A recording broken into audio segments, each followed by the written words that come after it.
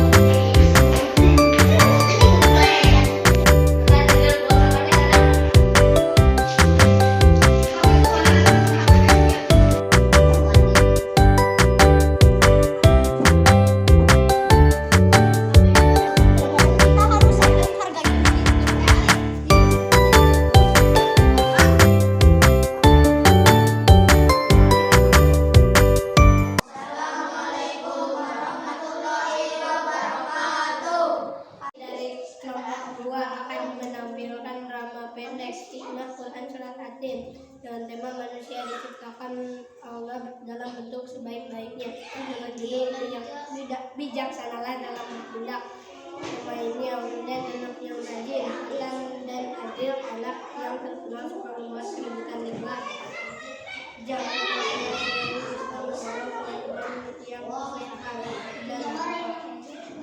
Pada suatu pagi, Wildan sedang piket menyapu lantai sekelas.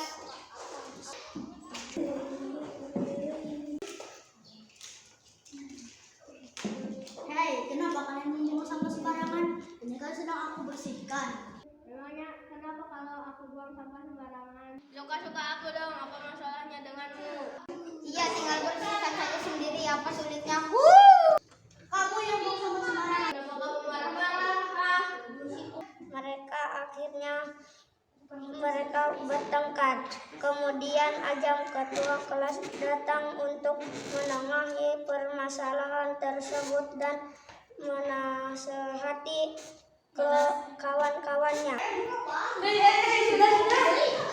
Teman, kita harus saling menghargai teman. Jika ada teman yang sedang bersih-bersih, kita harusnya membantu, bukan malah mengotori. Dan jangan buang sampah sembarangan. Kan sudah ada tempat sampah di luar. Buang sampah pada tempatnya. Gunakanlah akal kalian.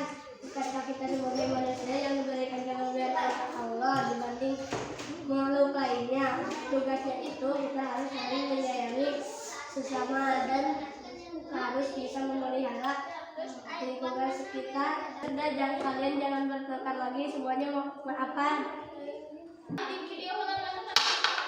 Makan aja, buang sampahnya sana.